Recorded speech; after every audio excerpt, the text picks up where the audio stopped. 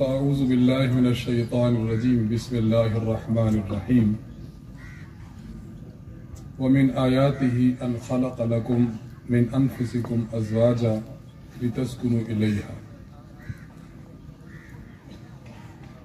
وعن أبي أيوب رضي الله تعالى عنه قال قال رسول الله صلى الله عليه وسلم أربع من سنن المرسلين الحياء والتعطر والسواك والنكاح رواه الإمام الترمذي رحمه الله في جامعه اللهم صل على محمد وعلى آل محمد كما صليت على إبراهيم وعلى آل إبراهيم إنك حميد مجيد اللهم بارك على محمد وعلى آل محمد كما باركت على إبراهيم وعلى آل إبراهيم إنك حميد مجيد مرکز اہل سنت والجماعت خانقاہ حنفیہ کا سالانہ اجتماع شروع ہے۔ اس اجتماع کے مقاصد میں سے اہم مقصد یہی ہے کہ ہم دین اسلام کو پیش کریں، آنے والے سامعین دین اسلام سنیں اور اس پر عمل پیرا ہوں۔ اسلام، دین، شریعت، یہ 5 چیزوں کا نام ہے۔ نمبر 1 اعتقادات، عقائد ہمارے کیا ہوں۔ نمبر 2 عبادات، نماز، روزہ، حج، زکوٰۃ۔ نمبر 3 معاملات، خرید فروخت، نکاح، طلاق، اجارہ۔ نمبر 4 معاشرات، گھروں میں رہن سہن کے طریقے، اسی طرح تعلقات، حقوق، فرائض۔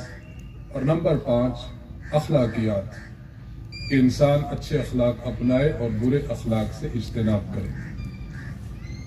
آپ حضرات تشریف لائے ہیں اور جو حضرات لائیو سن رہے ہیں وہ بھی، ہم اس بات کو ذہن میں رکھیں کہ جب ہم کوئی گفتگو سنیں تو عمل کے ارادے سے۔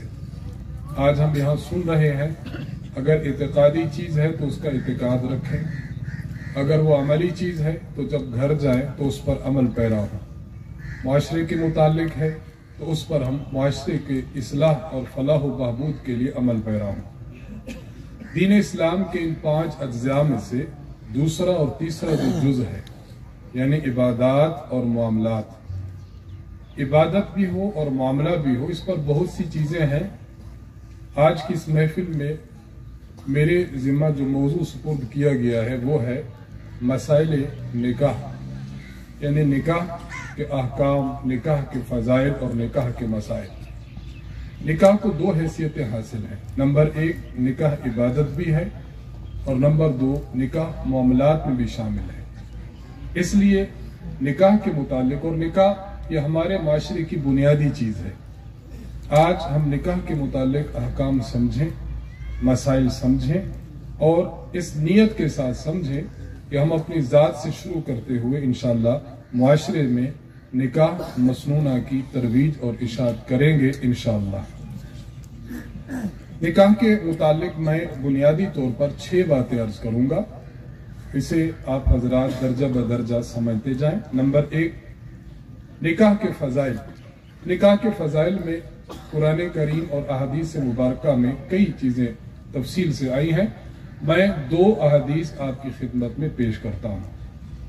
نمبر 1 حضرت ابو ایوب انصاری رضی اللہ عنہ نے ارشاد فرمایا ہے کہ رسول اللہ صلی اللہ علیہ وسلم نے فرمایا اربع من سنن المرسلین، 4 چیزیں ایسی ہیں جو انبیاء علیہ السلام کی سنتوں میں سے ہیں، یعنی تمام انبیاء کی شرائع میں چیزیں چلی ہیں۔ نمبر 1 الحیا، ہر نبی باحیا ہے اور ہر نبی نے حیا کا درس دیا ہے۔ نمبر 2 التعطر، عطر لگانا، خوشبو لگانا، یہ بھی تمام انبیاء علیہ السلام کی سنتوں میں اور ان کی شریعت میں رہا ہے۔ نمبر 3 السواک، مسواک کرنا، یہ بھی سنن مرسلین میں سے ہے۔ اور نمبر 4 النکاح، نکاح کرنا، یہ بھی انبیاء علیہ السلام کی سنت میں داخل ہے۔ حدیث نمبر 2، یہ حدیث صحیح بخاری اور صحیح مسلم میں موجود ہے۔ حضرت عبداللہ بن مسعود رضی اللہ عنہ ارشاد فرماتے ہیں کہ رسول اللہ صلی اللہ علیہ وسلم نے فرمایا मन इस्तता मिनकुमुल बाअता फलयतज़व्वज, जो शख्स इखराजात उठाने की ताकत रखता हो उसे चाहिए कि निकाह कर ले। फ़इन्नहु अग़ज़्ज़ु लिलबसर व अहसनु लिलफ़र्ज, इसलिए कि निकाह करना, इससे आंख भी महफूज होती है और इंसान की नामूस और इज्जत भी महफूज होती है। फ़मन लम यस्तति, जिस बंदे में निकाह करने के इखराजात की ताकत नहीं है उसे चाहिए फ़अलैहि बिस्सौम, उस शख्स को चाहिए कि वो रोजे रखे। फ़इन्नहु लहू विजा, क्योंकि रोजा रखने से उसकी शहवत टूट जाएगी। इन दो अहदीस मुबारका से ये बात साबित होती है कि निकाह करना, नंबर एक ये कि ये अंबिया अलैहिस्सलाम की सुन्नत है, और नंबर दो ये कि ये जरूरत इंसानी में दाखिल है। इंसान की आंख देखना चाहती है, हलाल भी देख सकती है, हराम भी देख सकती है। अल्लाह के नबी ने उसके लिए सही तरीका बयान फरमाया कि हराम को छोड़कर हलाल की तरफ जाए, जिना को छोड़कर निकाह की तरफ आए। और नंबर दो कि इंसान में अल्लाह ने शहवत रखी है, शहवत की कज़ा के लिए, शहवत को पूरा करने के लिए भी मैदान में दो रास्ते हैं। नंबर एक दुरुस्त रास्ता जो निकाह है, और नंबर दो गलत रास्ता जो बदकारी है। गलत रास्ता और बदकारी से बचाते हुए अल्लाह के नबी ने निकाह करने की तरगीब दी है। ये निकाह की अहमियत और निकाह की फजीलत में बुनियादी हैसियत रखती है।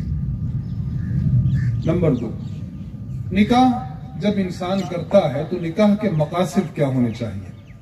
जो अफराद अभी शादी की ख्वाहिश रखते हैं, निकाह की ख्वाहिश रखते हैं, वो भी जहन में रखें, और जो हजरात शादीशुदा हैं वो भी इन मकासद को जहन में रखें कि आया निकाह करने के बाद ये मकासद मुझे पूरे हो रहे हैं तो अल्लाह का शुक्र अदा करें, और अगर इन मकासद में, इन अहमियतों में कमी रह चुकी है तो उसे पूरा करने की कोशिश करें। नंबर एक, निकाह के मकासद में से एक अहम मकसद यह है कि जिस तरह इबादत मकसूदी है इस तरह निकाह भी मकसूदी इबादत है। फुकाहे किराम ने फराइज, वाजिबात और सुनने मुअक्कदा के अलावा जो हम अपनी जिंदगी में नवाफिल पढ़ते हैं, फुकहा ने तसरीह की है कि अगर एक शख्स निकाह में मशगूल है और दूसरा शख्स इबादत नफली में मशगूल है तो नफली इबादत से निकाह के अफआल ये ज्यादा अहमियत और अफजलियत रखते हैं। नंबर दो, निकाह के मकासद में से अहम मकसद इंसान का तकवा और परहेजगारी है। निकाह करके इंसान तकवा इख्तियार करता है, गुनाहों से दूरी इख्तियार करता है, परहेजगारी इख्तियार करता है। अब ये इंसानों को सोचना चाहिए, अगर एक शख्स निकाह के बावजूद गलत रास्ते और गलत डगर पर चल रहा है तो उसे समझना और सोचना चाहिए कि मैं निकाह के उन मकासद को हासिल नहीं कर रहा, मैं गलत रास्ते से दुरुस्त रास्ते की तरफ आ जाऊं ताकि निकाह के मकासद ठीक तरीके से हासिल करूं। नंबर तीन, निकाह ये जिनसी तस्कीन का सही और जायज जरिया है। इंसान में अल्लाह ने शहवत रखी है, शहवत नफ्स मौजूद है। शहवत बतन हो तो इंसान खाना खाता है, शहवत बतन पूरी हो जाती है। शहवत नफ्स ये इंसान की उस वक्त पूरी होगी कि जब इंसान उसको जायज तरीके से करेगा तो पूरी भी होगी और दुरुस्त तरीके से पूरी होगी। तो निकाह इसका जायज और दुरुस्त जरिया है। इंसान, अगर कोई शख्स ऐसा है जो अपनी क़ज़ाए शहवत कर रहा है लेकिन तरीका गलत कर रहा है तो उसको पता होना चाहिए कि वो मकासद शरीयत के खिलाफ जा रहा है। नंबर चार, निकाह औलाद के हुसूल का जरिया है। अल्लाह के नबी सल्लल्लाहु अलैहि वसल्लम ने एक हदीस में इरशाद फरमाया, तज़व्वजुल वलूदल वदूदा, ऐसी ख़वातीन से निकाह करो कि जो बच्चे जन्ने वाली हों और खावन से मोहब्बत करने वाली हों। बच्चे जन्ना यह मकासद निकाह में से है। नंबर पांच, मकासद निकाह में से एक मकसद जो हुजूर अलैहिस्सलाम ने अपने हदीस में बयान फरमाया, तज़व्वजुल वलूदल वदूदा फ़इन्नी उबाही बिकुमुल उमम यौमल क़ियामा, ऐसी औरतों से निकाह करो जो खामन से मोहब्बत करने वाली हूं, कसरत से बच्चे पैदा करने वाली हूं, ताकि तुम्हारी कसरत की वजह से मैं क़यामत के दिन दीगर अंबिया की उम्मतों पर फख्र करूंगा कि उम्मत मोहम्मदिया की तादाद दीगर उम्म से ज्यादा है। तो ये भी मकासद निकाह में से है। اور نمبر 6 خود قرآن کریم میں موجود ہے، اللہ تعالیٰ نے اپنی نشانیوں میں سے نشانی بیان فرمائی، وَمِنْ آیَاتِهِ أَنْ خَلَقَ لَكُم مِّنْ أَنفُسِكُمْ أَزْوَاجًا، میں نے تمہارے ہی میں سے تمہاری جنس سے تمہاری بیویاں پیدا کی ہیں، لِتَسْكُنُوا إِلَيْهَا، تاکہ تم ان بیویوں کی طرف جاؤ اور سکون حاصل کرو، وَجَعَلَ بَيْنَكُمْ مَوَدَّةً، اللہ نے فرمایا کہ میں نے تمہارے اور تمہارے بیویوں کے درمیان محبت رکھ دی ہے، مودہ، اور دوسری بات فرمائی ورحمہ، اور رحمت رکھ دی ہے۔ تو نکاح کے مقاصد میں سے یہ ہے کہ انسان قلبی سکون حاصل کرے اور بیوی کے ساتھ محبت اور مودت کا پہلو ہو جائے۔ یہاں میں آپ کی خدمت میں استاذ محترم حضرت متکلم اسلام مولانا محمد الیاس گھمن صاحب دامت برکاتہم کا ایک نقطہ عرض کرنا چاہوں گا۔ اللہ نے قرآن کریم کی اس آیت میں جہاں بیوی کو سکون کا ذریعہ فرمایا، یہاں اللہ نے 2 لفظ بولے ہیں، نمبر 1 مودت، نمبر 2 رحمت۔ مودت میں بھی محبت پائی جاتی ہے، رحمت میں بھی محبت پائی جاتی ہے۔ استاد جی دامت برکاتہم ارشاد فرماتے ہیں کہ مودت اور رحمت یہ محبت کے 2 عناصر ہیں۔ اللہ نے محبت کا لفظ استعمال کرنے کے بجائے یہ 2 لفظ استعمال کیوں کیے ہیں، یہ بتانے کے لیے کہ انسان جب نکاح کرتا ہے تو نکاح کی زندگی میں 2 اہم پہلو ہیں۔ جوانی میں بندہ نکاح کرتا ہے تو نکاح میں انسان پر شہوانی محبت غالب ہے، بیوی پر یہی محبت کا پہلو غالب ہے۔ تو شہوانی محبت کو بیان کرنے کے لیے مودت کا جملہ لائے ہیں اللہ تعالیٰ، اور جب یہ خامند اور بیوی بوڑھے ہو جاتے ہیں، اب شہوانی جذبات، شہوانی محبت کے آثار اب یہ دب جاتے ہیں، کمزور اور ضعیف ہو جاتے ہیں، لیکن خامند اور بیوی بوڑھا ہونے کے باوجود ایک دوسرے کے ساتھ ان کا رحمت کا رشتہ قائم رہتا ہے۔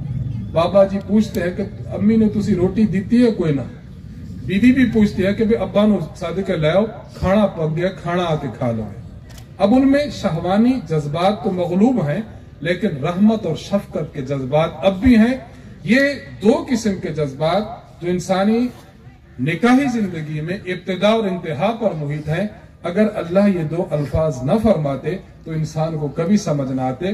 فرمایا وَجَعَلَ بَيْنَكُمْ مَوَدَّةً، میں نے تمہارے درمیان شہوانی محبت بھی رکھ دی ہے، وَرَحْمَةً، اور تم میں شفقت والی محبت بھی رکھ دی ہے۔ ان 2 لفظوں سے اللہ نے کتنی پر حکمت بات ان امت کو سمجھا دی ہے۔ تو سکون کا بھی ذریعہ ہے، رحمت اور مودت کا بھی ذریعہ، یہ مقاصد نکاح میں داخل ہے۔ نمبر 3، نکاح کے لیے ضروری ہے کہ جب انسان اپنا نکاح کرے یا اپنے بیٹے اپنی بیٹی کا، اپنے بھائی اپنی بہن کا نکاح کرے اپنے گھر کے ایک بڑے فرد کی حیثیت سے، تو دیکھے کہ میں نکاح جو کر رہا ہوں یا بچوں کا نکاح کروا رہا ہوں، یہ نکاح کفر اور برابری میں کرے۔ غیر کفر میں نکاح سے انسان کو پرہیز کرنی چاہیے۔ استاد جی دامت برکاتہم نے ایک کتاب تحریر فرمائی ہے، کتاب الفقہ، 3 حصوں میں مشتمل ہے۔ دوسرے حصہ میں استاد جی نے وہ 5 باتیں بیان کی ہیں کہ جب آپ کسی بچی کا نکاح کروانا چاہیں یا خود نکاح کرنا چاہیں تو ان 5 برابریوں کو ضرور دیکھیں۔ کہیں ایسا نہ ہو کہ لڑکی بڑے خاندان کی ہے اور جس فرد سے نکاح کروایا جا رہا ہے بہت ہی چھوٹے خاندان کا ہے۔ لڑکی اخلاق، آداب اور دین میں بڑے اعلیٰ ہے اور لڑکا انتہائی فاسق اور فاجر ہے۔ اگر جوڑ کا نکاح ہم نہیں کروائیں گے تو یہ معاشرے اور خود گھرانے کے فساد کا سبب بنے گا۔ حضرت حکیم الامت حضرت تھانوی رحمہ اللہ نے ارشاد فرمایا ہے کہ قرآن کریم کی جو حدیث مبارک میں ہے تنکح المرأۃ لاربع، عورت سے نکاح 4 وجوہات کی بنا پر کیا جاتا ہے۔ نمبر 1 لمالہا، مال کی وجہ سے لوگ نکاح کرتے ہیں، وجمالہا، جمال کی وجہ سے نکاح کرتے ہیں، ولحسبہا، اس کے حسب و نسب کی وجہ سے، ولدینہا، اور دین کی وجہ سے۔ اور ترجیح کس کو دی؟ فاظفر بذات الدین، دین کے پہلو کو دیکھتے ہوئے تمہیں نکاح کرنا چاہیے۔ یہاں نبی علیہ الصلوۃ والسلام نے حسب و نسب کی بھی بات کی ہے، جس سے پتہ چلا حسب و نسب کا خیال رکھنا یہ نکاح کے امور میں بہت ضروری ہے۔ اگر خیال نہ رکھا جائے، میں اس پر 2 آپ کی خدمت میں باتیں عرض کرنا چاہتا ہوں۔ نکاح کرتے ہوئے اگر حسب و نسب کا خیال نہیں رکھا جاتا تو معاشرے میں خرابی کا پیدا ہوگی۔ مثلا نکاح کیا گیا ہے ایسے لڑکے کے ساتھ کہ لڑکا خاندانی اعتبار سے چھوٹا ہے، اور یہ جو لڑکی خاندانی اعتبار سے بڑی ہے، اب یہ لڑکا جب اس لڑکی کے خاندان میں آئے گا تو ایڈجسٹ نہیں ہو سکے گا۔ لڑکی نہیں چاہے گی کہ یہ چھوٹے گھرانے کا فرد ہو، میرا خاوند کہلائے، یہ فرد میرا خاوند کہلائے۔ اپنی سہیلیوں میں بیٹھے گی، اپنی دوستوں میں بیٹھے گی، وہ دوست اس کو تانا دے سکیں گی۔ اس لیے شریعت نے اس کا بہت زیادہ لحاظ رکھا ہے۔ ہم ایک معاشرے میں رہ رہے ہیں، دو باتیں الگ الگ ہیں۔ ایک ہے ان دا ناس، معاشرہ ان چیزوں کو قبول کر رہا ہے، لہٰذا معاشرے میں رہتے ہوئے ان چیزوں کا خیال کرنا ہے۔ لیکن ایک ہے اللہ کے ہاں، اللہ کے ہاں حسب و نسب نہیں، ان اکرمکم عند اللہ اتقاکم۔ اللہ کے ہاں اگر کوئی شخص قریب ہوتا ہے، تقرب حاصل کرتا ہے، تو وہ تقوی اور پرہیزگاری کے بنا پر۔ تو دونوں باتوں کا خیال رکھنا ہے، حسب و نسب بڑا ہو لیکن اللہ کے ہاں تقوی لے کر نہ جائیں، یہ بھی ناکامی کی دلیل ہے۔ اور صرف تقوی دیکھیں ہم لیکن دیگر چیزیں نہ دیکھیں تو معاشرہ میں انسان چل نہیں سکتا۔ اور سب سے اہم بات یہ کہ عورت کو فراش کہا گیا ہے، مرد کا فراش۔ فراش کے لیے ضروری ہے کہ خاوند کی حیثیت بیوی سے زیادہ ہو یا برابر ہو۔ اگر خاوند کی حیثیت کم درجہ کی ہے تو بیوی فراش بننے کے قابل اپنے آپ کو نہیں سمجھے گی، خاندان، نظام اور معاشرہ ٹوٹ جائے گا۔ اس لیے تیسری اہم بات یہ کہ نکاح کرتے ہوئے کفو کا لحاظ رکھنا چاہیے۔ اور ہمارے ہاں پڑھائی کا لحاظ رکھا جاتا ہے۔ اب خاوند جو ہے بالکل جاہل ہو اور لڑکی بہت اعلیٰ تعلیم یافتہ ہو تو یہ بھی نکاح عام طور پر نہیں ہوتا۔ تو خیر وہ 5 باتیں جن کا تذکرہ کفر میں کیا جاتا ہے، نکاح کرتے ہوئے ان کا بہت زیادہ خیال کرنا چاہیے۔ ایسا نہ ہو کہ نکاح کفر اور برابری کے بجائے غیر برابری کے خاندان میں ہو جائے۔ نکاح کے حوالے سے چوتھی بات، جب انسان نکاح کرے تو اپنے خیر خواہ افراد سے مشورہ ضرور کرے۔ آپ مرکز اہل سنت والجماعت خانقاہ حنفیہ کے ساتھ متعلق ہیں، اسی طرح دیگر ہمارے اکابرین علماء دیوبند اور ان کے خانقاہوں سے جو لوگ وابستہ ہوں، تو ہر شخص اپنے پیر و مرشد، اپنے بڑے جید عالم اور جس پر وہ اعتماد کرتا ہے، نکاح کے معاملہ میں ان سے مشورہ ضرور کرے۔ اور استاد جی دامت برکاتہم عالیہ ارشاد فرماتے کہ مشورہ کرنے میں 2 چیزوں کا لحاظ رکھنا ضروری ہے۔ مشورہ ایسے فرد سے کریں کہ جس کو آپ سے محبت ہو۔ اگر جس کو محبت نہیں ہے تو وہ آپ کو ٹال دے گا۔ محبت ہوگی آپ کے خیر خواہی کرے گا، محبت ہوگی اچھے برے کی تمیز کر کے آپ کو مشورہ دے گا۔ اور نمبر 2، اس فن اور اس میدان میں ماہر ہو۔ معاشرتی مسئلہ ہے وہ معاشرے کو صحیح جانتا ہو، شرعی مسئلہ ہے وہ شریعت کو ٹھیک جانتا ہو، اصلاح کا پہلو ہے وہ اصلاح کو اچھی طرح خبردار ہو اس سے۔ تو مشورہ کریں، مشورے کے بعد انسان نکاح کی طرف آئے۔ اور مشورے کے ساتھ ساتھ پھر دعاؤں کو بھی اہتمام کیا جائے۔ انسان استخارہ بھی کرے۔ ایک ہوتا ہے استخارہ اور ایک ہوتا ہے استشارہ۔ استخارہ کا معنی اللہ سے خیر طلب کرے، استشارہ کا معنی اہل مشورہ سے انسان کو مشورہ لینا چاہیے۔ 5ویں بات، نکاح جب انسان کرتا ہے تو نکاح کے کچھ ابتدائی مراحل ہیں اور نکاح کے کچھ انتہائی مراحل ہیں۔ نکاح کے ابتدائی مراحل، پیغام نکاح بھیجنا۔ اگر کوئی شخص چاہتا ہے کہ فلاں گھر میں میرا نکاح ہو جائے یا میرے بیٹے کا نکاح ہو جائے تو اس کے لیے خطبہ یعنی پیغام نکاح دیا جاتا ہے۔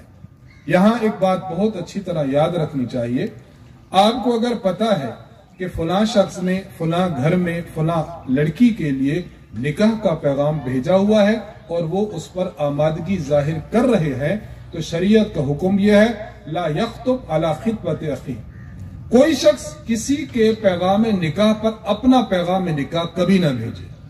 ہاں اگر وہ پیغام نکاح قبول نہیں کرتے، انکار کر دیا گیا ہے، اب آپ اپنا پیغام نکاح بھیج سکتے ہیں۔ یہ ہماری معاشرتی چیزیں ہیں۔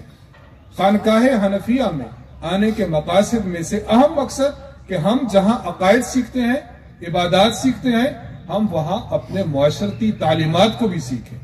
ہمارا دین ہمارے بارے میں کیا کہتا ہے؟ اس نے نکاح پیغام بھیجا، ہم نے بھی بھیج دیا۔ اب انہوں نے ہمارے مال و دولت کو دیکھا لیکن وہ رشتہ اچھا تھا ان کے لیے، انہوں نے اس کو مسترد کر دیا۔ اچھا رشتہ کسی کو نہ ملے اس کی وجہ ہم قرار پائے، اس سے بڑی بد اخلاقی انسان کی کیا ہوگی؟ شریعت نے اس کو بالکل ناپسند فرمایا ہے۔ اسی طرح جب آپ निकाह का पैगाम भेजते हैं तो शरीयत में इस बात की इजाजत है कि अगर किसी ने निकाह का पैगाम भेजा और जिस लड़की से निकाह करना चाहता है उसको एक नजर देख सकता है। इसके लिए एहतमाम ना हो, बस गया है लड़की को सामने से गुजार दिया जाए ताकि वो उसको देख ले, और इस देखने की शरीयत में इजाजत है। नंबर 3, निकाह से पहले जो उमूर है उसमें दियानतदारी से काम लिया जाए। लड़का क्या करता है वाज़ेह बता दिया जाए। लड़के के आदात, लड़के के अतवार, लड़के का खानदान, लड़के के मुआशरती पहलू, ये वाज़ेह और दियानतदारी से होना चाहिए। जब काम हो गया, निकाह हो गया, बाद में पता चला कि लड़का तो फासिक फाजिर है, लड़का तो ये गलत कारोबार करता है, लड़का तो शराबखोरी करता है, निकाह से कबल लड़की देने वाला और लड़के का खानदान, इन दोनों खानदानों को चाहिए कि अपने मामलात बिल्कुल वाज़ेह बता दें ताकि बाद में किसी किस्म की कोई खराबी का पहलू लाजिम ना आए। चौथी बात जो निकाह से पहले की जाती है, मसलन हाँ कर दी गई और लड़के वालों को हाँ हो गई है, अब उसके बाद हमारे मुआशरे में मंगनी की एक बहुत बड़ी रस्म मौजूद है, और ये इतनी बड़ी रस्म है, बाज इलाकों में मंगनी की भी 2 किस्में हैं, एक है छोटी मंगनी और एक है बड़ी मंगनी। छोटी मंगनी सिर्फ दुआ करके आ जाए, बड़ी मंगनी पूरा तूफान लेकर जाते हैं। मंगनी महज क्या है, हम नबी अलैहिस्सलातु वस्सलाम की सीरत से सीखते हैं। हजरत अली रजी अल्लाह तआला अन्हु नबी अलैहिस्सलाम की खिदमत में तशरीफ लाए। आप खामोश बैठे रहे, शर्म और हया की वजह से कुछ अर्ज न कर सके। पैगंबर अलैहिस्सलाम ने इरशाद फरमाया, ए अली, आप जिस मकसद के लिए आए हैं वो मुझे बजरिया वही मालूम हो चुका है। आप मेरी बेटी फातिमा का रिश्ता तलब करने आए हैं, तो वही के जरिए जिब्रील अमीन ने मुझे अल्लाह का हुक्म दिया है कि मैं फातिमा का निकाह तुमसे कर दूं। नबी अलैहिस्सलाम ने उसी महफिल में निकाह का जो पैगाम लाए थे उस पर आमादगी जाहिर फरमा दी। बस ये मंगनी है। मंगनी की शरई हैसियत यह है कि मंगनी महज एक वादा है, वादा निकाह है कि हम अपनी लड़की आपके लड़के के निकाह में देंगे और बस। इसके लिए यह खानदान आ रहा है, उसके लिए जर्क बर्क के कपड़े हैं, निशानी के तौर पर अंगूठी है, लड़की के पल्लू में बांधने के लिए जी 2000 रुपए हैं, उसके लिए इकट्ठे बिठाकर बस। अब देखिए, निकाह से कबल लड़का और लड़की ये दोनों एक दूसरे के लिए अजनबी हैं, इकट्ठी तस्वीरें खींची जा रही हैं, वही एक दूसरे को अंगूठियां पहना रहे हैं। शरीयत में इसकी इजाजत नहीं है, ये पहलू शरीयत की नजर में हराम है। इसलिए हम ये तहिया करके जाएं, औलाद अल्लाह अगर दी है तो बहुत अच्छा, अल्लाह औलाद देंगे, हम इसी पर अमल पैरा होंगे कि हम मंगनी है या निकाह है या वलीमा है या उससे पहले के जितने भी हमारे मराहिल हैं, हमने उनको इंतहाई सादगी के साथ सरअंजाम देना है इंशाअल्लाह। और 5वीं बात, लड़की जब जवान हो जाए तो जवान होने के बाद इंतजार ज्यादा न किया जाए, अगर रिश्ता मुयस्सर हो जाता है तो फौरन निकाह किया जाए। सुनन तिरमिज़ी में हदीस मौजूद है, हजरत अली रजी अल्लाह तआला अन्हु फरमाते हैं कि नबी अलैहिस्सलातु वस्सलाम ने मुझे एक बात इरशाद फरमाई थी, ए अली, 3 चीजों में कभी ताखीर न करना। नंबर 1 अस्सलात, नमाज का जब वक्त आ जाए उसमें ताखीर न करना। नंबर 2 जब जनाजा तैयार हो जाए उसको अदा करने में ताखीर न करना। और नंबर 3 जब लड़की के जोड़ का रिश्ता मिल जाए अब उसको रुखसत करने में ताखीर न करना। तो ये निकाह से पहले हम इन उमूर का बहुत ज्यादा ख्याल रखें। लड़की बैठी है, उसके बालों में चांदी आ चुकी है, न वालिद को परवाह है न वालिदा को परवाह है, या रिश्ते आ रहे हैं लेकिन डिमांड इतनी ज्यादा की जा रही है कि उस डिमांड पर कोई रिश्ता उतर नहीं रहा। 32 और 35 साल की हो गई, अब क्या हुआ, इस बच्ची का क्या कसूर है। हदीस मुबारक में है, नबी अलैहिस्सलाम फरमाते हैं, बच्चा जब जवान हो जाए और बिला वजह वालिदैन उसके निकाह में ताखीर करें। ये हदीस उन अफराद को समझनी चाहिए और इस पर गौर करना चाहिए। बिला वजह उसके निकाह में अगर ताखीर करते हैं और उससे बदकारी सरजद होती है, उसका गुनाह इस वालिद और वालिदा के सर होगा। इसलिए इस पहलू को इंसान कभी नजरअंदाज ना करे। निकाह के मराहिल में बड़ी और उसको तुमदही के साथ और इंतहाई शफकत के साथ काम लेना चाहिए। नंबर 6, निकाह के हवाले से हम देखते हैं कि निकाह की जब महफिल हो, निकाह की महफिल में बात समझें, निकाह में बुनियादी तौर पर जो चीजें हैं, लड़का हो या लड़के का वली या लड़के का वकील हो, नंबर 2, लड़की या लड़की का वली या लड़की का वकील हो।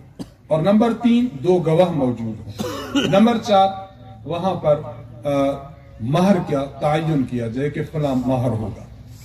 निकाह की इस महफिल में इन चीजों का होना इंतहाई जरूरी है। अगर निकाह किया जाए और गवाह ना हो तो इससे निकाह मुनक़िद नहीं होता। हमारे यहाँ जब निकाह होता है, लड़का होता है, उधर से लड़की का वालिद या लड़की का भाई बतौर वकील या बतौर उसका सरपरस्त होता है, तो ये निकाह मुनक़िद होता है। और निकाह खुले आम होना चाहिए। हदीस मुबारक में है, आलिनु बिन निकाह, निकाह करो तो निकाह का ऐलान करो। ऐलान का माना खुले आम निकाह करो। शरीयत मुताहरा में खुफिया निकाह की इंतहाई हौसला शिकनी की गई है। फिक़ही पहलू से एक बात याद रखें, अगर किसी ने लड़का है उधर से लड़की और गवाहों के साथ निकाह कर लिया, शरीय नुक्ता नजर से निकाह को बातिल तो नहीं कहेंगे, निकाह हो जाएगा, लेकिन यह मसाले शरीयत के यकसर खिलाफ है और इससे वो तूफान उठते हैं कि जिसको संभालना मुश्किल होता है। लड़के और लड़की ने खुफिया निकाह कर लिया, निकाह के बाद बच्ची हामला हो गई, लड़का कबूल करने को तैयार नहीं है। क्यों? इसलिए कि कोई गवाह सामने नहीं आ रहा, कोई लिखत पढ़त मौजूद नहीं है। तो बिला वजह किसी लड़की की जिंदगी को इंसान अजीरन कर दे तो इससे बड़ा जालिम दुनिया में कौन होगा। तो निकाह खुफिया की शरीयत हौसला शिकनी करती है। और निकाह को जब इंसान करे, आप इधर तवज्जो फरमाए, इधर तवज्जो फरमाए, जब इंसान निकाह करे तो निकाह की महफिल मस्जिद में मुनक़िद की जाए। हदीस मुबारक में है, वजअलूहु फिल मसाजिद, निकाह को मस्जिद में मुनक़िद किया जाए। इसके कई फवायद हैं, इसके कई असरात हैं।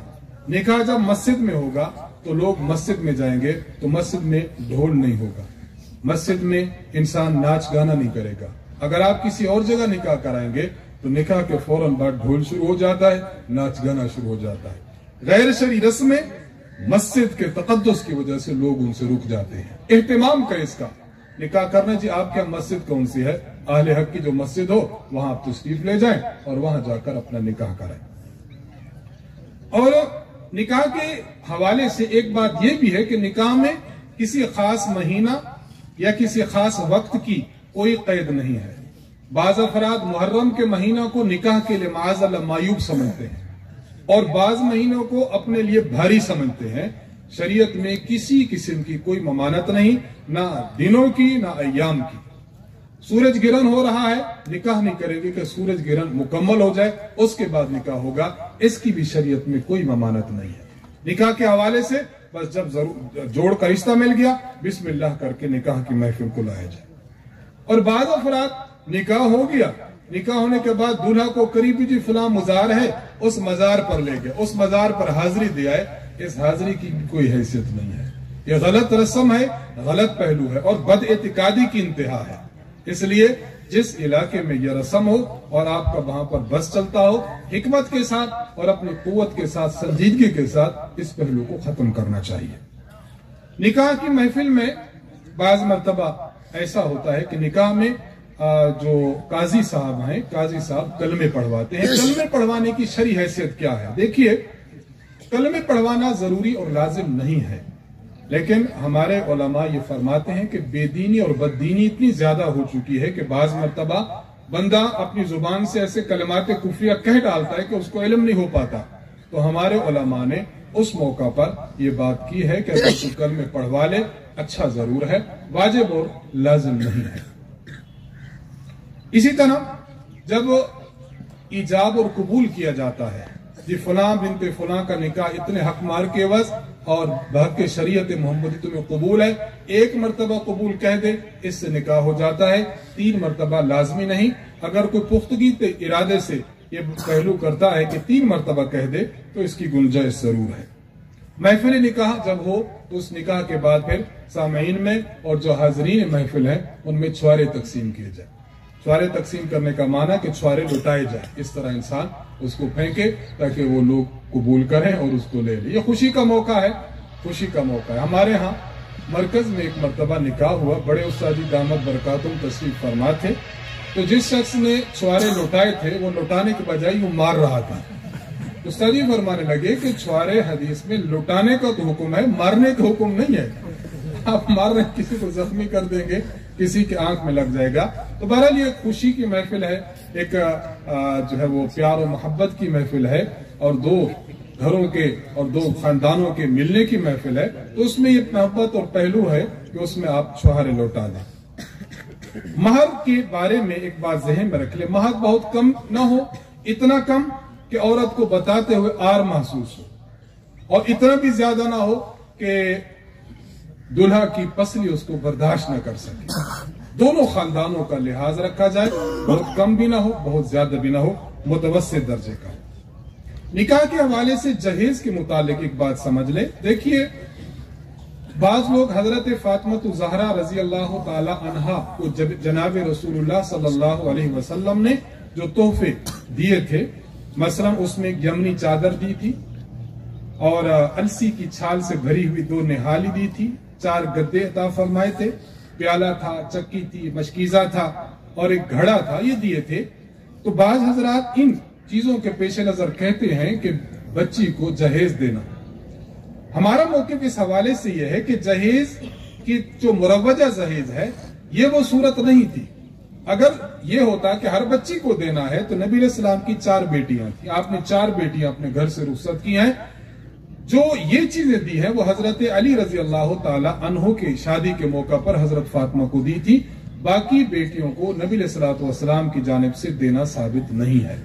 और बिलफर्ज अगर इसको जहेज भी तस्वुर कर लिया जाए तो इसकी हैसियत ज्यादा से ज्यादा इतनी होगी कि इंसान खुशी के इस मौका पर बगैर जो है वो लोगों के दिखावे के, बगैर दिखलावे के मुख्तसर सा हदिया अपनी बच्ची को पेश कर दे तो इसकी गुंजाइश होगी। लेकिन इसमें भी 3 पहलू जेर नजर रहने चाहिए। नंबर 1, इख्तिसार हो। आप पूरे का पूरा घर यूं लुटा दें कि कर्जा अलग हो गया, घर पीछे बिल्कुल खाली हो गया, और आपने बच्ची को रुखसत कर दिया। इख्तिसार को मलहूज न रखकर आपने बेतहाशा दे दिया, यह भी दुरुस्त नहीं है। नंबर 2, जरूरत का दिया जाए, जो उसकी जरूरत में है ही नहीं, आप सिर्फ लोगों को दिखाने के लिए कि माशाल्लाह साहब ने बहुत कुछ दिया है, ये भी गलत है। और नंबर 3, उसकी नमूद और नुमाइश ना हो, उसके ऐलानात ना हो। बाज इलाकों में तो एक एक चीज दी जाती है कि ये चीज दी जा रही, ये चीज दी जा रही, वो आधे घंटे की मुस्तकिल सेशन होता है जिसमें सारे का सारा माल दिखाया जाता है। बच्ची को दिया जा रहा है, अपनी बेटी को दिया जा रहा है, लोगों को दिखाने की क्या जरूरत है। तो खुलासा ये कि अव्वलन वो जहेज नहीं था, और अगर उसको उस पहलू का मान लिया जाए तो वो जरूरत की अशिया थी। उस्तादी दामत बरकातुहुम इरशाद फरमाते हैं कि चूंकि हजरत अली रजी अल्लाह अन्हु नबी अलैहिस्सलातु वस्सलाम की किफालत में रहते थे, उनकी घरदारी और उनके घर का साजो सामान तैयार करना हुजूर की जिम्मेदारी थी। इसलिए दरअसल हुजूर अलैहिस्सलाम ने हजरत अली रजी अल्लाह अन्हु की मुआवनत की थी। और अगर महज देने की बात भी की जाए तब भी इन 3 शराइत के साथ दिया जाए तो गुंजाइश होगी। लेकिन इसके साथ एक पहलू ये भी रखा जाए, अगर बच्ची को देने का मकसद ये हो कि उसको जायदाद में से हिस्सा ना दिया जाए तो ऐसा देना नाजायज है, और उसके बदले में जायदाद और वरासत जब्त करना ये बिल्कुल हराम है। इस पहलू को भी जी असी दे दी तसी, हमने तो दे दिया था उसकी शादी के मौका पर भी, अभी जो करोड़ों की चीज है इसका आप क्या करेंगे, इसका आप क्या करेंगे। तो ये चीजें इंतहाई जरूरी हैं कि जो शादी के इस मौका पर इंसान को करनी चाहिए और इनका ख्याल करना चाहिए। शादी के मौका पर एक रस्म है, रस्म न्योता कहते हैं, बाज़ इलाकों में नेदर कहते हैं। न्योता की रस्म ये आज कर्ज की तलवार की तरह ऊपर लटकी है। आपके शादी पर जब हम आए थे तो हमने तो 5000 दिया था, ये देखो ये 2000 क्यों दे रहे। 4 बंदों में उसकी बेइज्जती कर दी और वो बेचारा किसी से मांग मांग के दे रहा है। क्यों? ताकि मेरी नाक जो कट गई है बस जितनी कट गई काफी है, मजीद ना हो। किसी को महफिल में यूं बेइज्जत करना, परेशान करना और उसको कर्ज की तरह समझना ये जायज नहीं है। इस मौका पर ज्यादा से ज्यादा देना साबित है, बगैर लिखत पढ़त के आप किसी को शादी के मौका पर हदाया पेश कर दें, इसकी तो सबूत मिलता है। बाकी बाज़ाब्ता तौर पर न्योता की रस्म, फला मौका पर आपने ये दिया था, अच्छा देखो जी, हम फिर कापियां उठाते हैं, कापी उठाओ, फला फला कौन दे गया था, फला जी उसकी नेदर तो नहीं आई थी, फिर हम भी नहीं देंगे। इससे भी इज्तनाब करना चाहिए। और साथ साथ ये ऐसे मौका पर बारात का जो निजाम है, बारात के निजाम से भी इज्तनाब करना चाहिए। उस्ताद जी दामत बरकातुहुम इसकी तौजी फरमाते हैं कि पहले जमाना में मसलन इस इलाके से उस इलाके तक जाना है, दरमियान में वीरानी है, दरमियान में खुला इलाका है, चोर का डाकुओं का खतरा होता था, तो 2-4 बंदे इस घराने से 2-4 उससे लेकर चले जाते ताकि जो लड़की लाई जा रही है उसकी भी हिफाजत हो, जेवरात पहने हुए हैं, माल और मता की भी हिफाजत हो। इससे ज्यादा बारात का तस्वुर नहीं है। लेकिन अब इस घर से लेकर उस घर तक अमन और अमान का रास्ता है, वहां पर भी जाने के लिए जी 40 गाड़ियां होंगी, 2 करोले होंगे, इतने ये होगी, इतने वो होगी। इनसे इज्तनाब, हम सबको इज्तनाब करना चाहिए।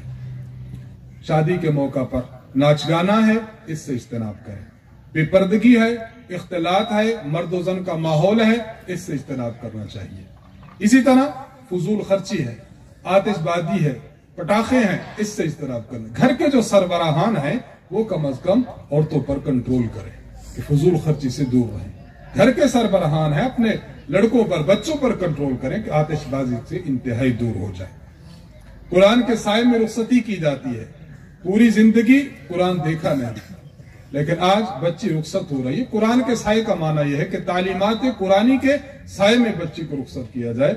ऐसा नहीं है कि कुरान हम उसके सर पर लेकर उसको कार तक छोड़ाएं तो हक कुरान का अदा हो गया। इस तरह करना दुरुस्त नहीं है।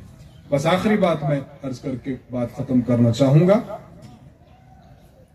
कि एक पहलू इसका जो 7वां पहलू वलीमा है। निकाह करें। अल्लाह के नबी सल्लल्लाहु अलैहि वसल्लम ने एक सहाबी को देखा, उनकी शादी हुई, आपने फरमाया औलिम वलो बिशा, वलीमा कर लो अगरचे एक बकरी ही क्यों ना हो। वलीमा के मुतालिक बहुत ज्यादा अफराद को दावत दी जाए, ना जानता है ना जानता है, इतना खर्चा कर लिया, फिर वो पूरी जिंदगी अखराजात के कर्जे लुटाता रहता है, तो ये भी गलत पहलू है। सिर्फ ये है कि आपके जो जानने वाले हैं, कुर्बो जवार के हैं, शादी की है, तो शादी के इस पर मसरत मौका पर उन लोगों को आप दावत खिला दें और वो दावत खाएं, पता चल जाए कि फलां साहब का निकाह हो चुका और बस। और इस पहलू में भी देखा जाए कि जहां इंसान बड़े बड़े अफराद को बुलाता है, वहां गरीब और मसाकीन को भी बुलाए। हजरत अबू हुरैरा रज़ी अल्लाह तआला अन्हु फरमाया करते थे, शर्रु ताआम ताआमुल वलीमा, खानों में वलीमा ऐसा बहुत बुरा खाना है कि युदअ लहल अगनिया व युतरकु लहल फुकरा, अमीरों को तो बुलाया जाए और गरीबों को छोड़ दिया जाए। इस पहलू भी हो ताकि जिसमें अमीर भी हों, गरीब भी हों, अहबाब भी हों, दोस्त भी हों, सब जो है बिला तकल्लुफ और मजे के साथ आपका वलीमा खाए। तो आज की इस महफिल के आखिरी इस बयान में हमने जो बात की है वो ये कि दीन इस्लाम के इन 5 चीजों को, दीन इस्लाम के बस एक बात और कि निकाह के मौका पर लड़की अंदर बैठी है, उससे इजाजत लेने के लिए जाते हैं तो गैर महरम को भेजा जाता है। गैर महरम को भेजना ये गैरत के खिलाफ है। जाए वाले साहब जाए, जाए उसका भाई जाए, जाए उसका चाचा जाए, उससे इजाजत और दस्तखत लेने के लिए जो जाते हैं, गैर महरम को भेजना ये बिल्कुल गलत बात है, हमारे माशरती और आदाब माशरा के बिल्कुल खिलाफ है। इससे इज्तनाब करना चाहिए। तो आज की महफिल में हमने आपकी खिदमत में जो पहलू हैं दीन इस्लाम के 5, उनमें से 2 पहलू, नंबर 1 इबादत कि ये इबादत भी है, नंबर 2 मामलात कि ये 2 घरानों का मामला भी है, उस पर हमने बात की है। और निकाह के हवाले से और मरकज अहले सुन्नत वल जमात और खानकाह हनफिया में आने वाले आप तमाम हजरात माशाअल्लाह कल से आप बयानात सुन रहे हैं। हम अकीदा पर भी गुफ्तगू कर रहे हैं, इबादात पर भी, मुआशरात पर भी, मामलात पर भी, अखलाकियात पर भी। दीन पूरे का पूरा हमारा मैदान अमल है, इसलिए हम हर पहलू को समझकर, हर पहलू को समझ कर जाएं ताकि हम अपने माशरे में जाकर इस्लाहात कर सकें, माशरे की इस्लाह का फरीजा सर अंजाम दे सकें। माशरे में जाए, माशरे में रसूम और रिवाज मौजूद हैं, लेकिन उसको खत्म करने के लिए उस्ताद जी की तरतीब पे हिकमत अमली के साथ, शरा सदर के साथ, दयानतदारी के साथ, रुजू इल्लाह के साथ जाए। ऐसा ना हो कि हम कोई ऐसा बड़ा इक़दाम कर बैठे कि बजाय इस्लाह के फसाद बर्पा होना शुरू हो जाए। अल्लाह ताला से दुआ है कि अल्लाह ताला हम सबको इस्लाह के पहलू पर गामजन फरमाए। माशरे में इस्लाह के लिए हम अपने आप को खुद पेश करें। आपने सुन लिया, आइंदा जब शादी होगी तो सबसे पहला इक़दाम आपके घर से होना चाहिए। करेंगे ना इंशाअल्लाह। सादगी को फरोग हमने देना है इंशाअल्लाह। निकाह को आसान हमने बनाना है इंशाअल्लाह, और निकाह मसाजिद में हमने करना है इंशाअल्लाह। बारात के पहलू हैं और बहुत लंबे चौड़े जो है वो जहेज के पहलू हैं, लंबे चौड़े वसीलों के वलीमों के पहलू हैं। इन सब से इज्तिनाब करके सादगी को फरोग देते हुए दीन इस्लाम पर अमल करना है। अल्लाह ताला हम सबको अमल की तौफीक बख्शे। व आखिरु दावाना अनिल हम्दुलिल्लाहि रब्बिल आलमीन।